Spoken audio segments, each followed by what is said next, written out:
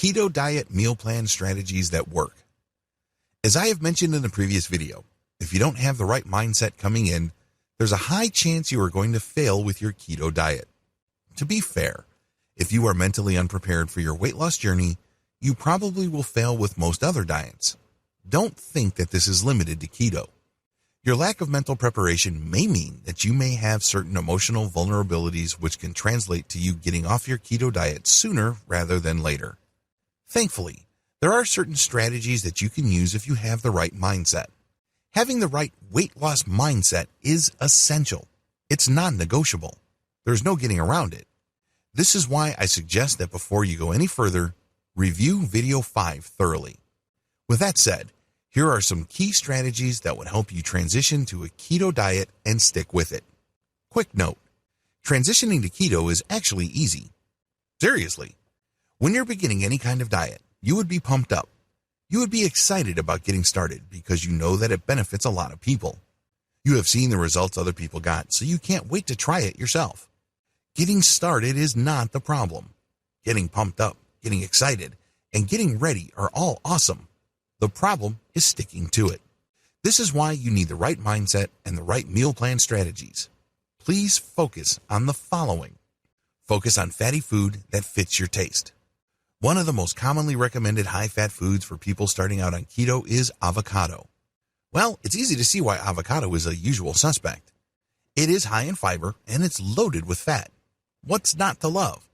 The problem is, if you don't have a particular taste for avocado, it might seem like you are nibbling on a piece of wax.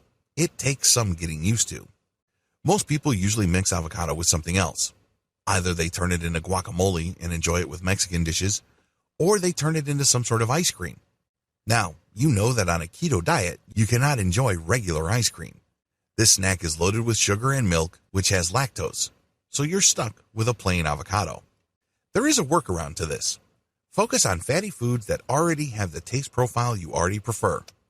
In other words, stick with what you know. If you already prefer certain foods like pork rinds or other oily, salty snacks, then load up on them. This is no time to acquire new tastes. Remember, as I have mentioned in video 5, the secret to transitioning to keto and sticking with it successfully over a sustained period of time is displacement, not replacement. When you are trying to discover a new taste or trying to read just your taste buds to accommodate new tastes, you are replacing. Don't fool yourself into thinking that you are displacing your old meal plan. You are replacing. Bad strategy. Sooner or later, something will get knocked loose and you will go back to your old eating habits. The better approach is to focus on fatty food that already fits your taste. The good news is, we already have these. A lot of people who are not on a keto diet think that these are guilty pleasures. They think that they should only eat these dishes or snacks from time to time. Well, when you switch over to a keto diet, your wish is fulfilled. You can eat those items pretty much every day. Isn't that good news? Focus on fatty foods that already have the taste profile you desire. Shoot to feel fuller for a longer period of time. When you eat anything throughout the day, eat strategically. Say to yourself, when I load up on this type of food, is it going to fill me up for a longer period of time? If you don't know what I'm getting at, think about the times when you used to eat apples as snacks. Sure, apples are light snacks. They're loaded with vitamins. But sooner rather than later, you're going to get hungry again. This is due to the fact that apples have sugar. Now, if you replace apples with chocolate bars or candy bars or cookies, the same thing applies, but on a worse scale. You find yourself snacking throughout the day because of your blood sugar's roller coaster ride. Once you switch over to a keto system, be strategic about what you eat. When you displace that apple with, let's say, a teaspoon of cream cheese, you feel fuller longer because the oil in your system is processed by your body differently.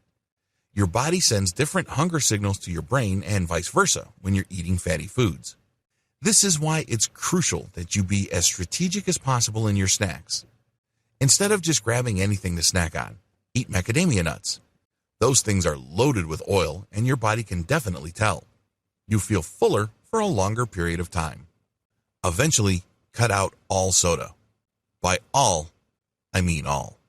A lot of people are thinking, well, I can go on a keto diet and cut out regular soda and hang on to diet drinks.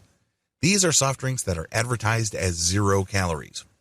Well, First of all, they are not 0 calories.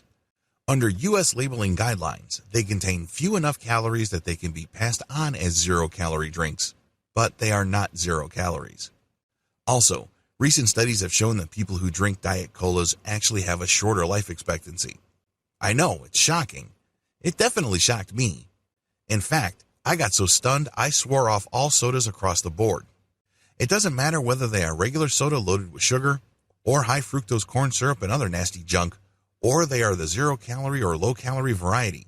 I'm completely off them, and I suggest you do the same. I understand that if you drink a lot of soda, it's going to be very hard to go cold turkey.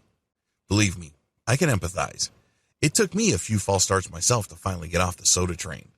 This is why it's a good idea to follow one of the principles that I have laid out in video 6, displace, do not replace. In accordance with this piece of advice, eventually cut out all soda. The key here is eventually. This means that you have to start today. It doesn't have to be bold. It doesn't have to be dramatic. You're not trying to impress anybody. You're not trying to be a hero.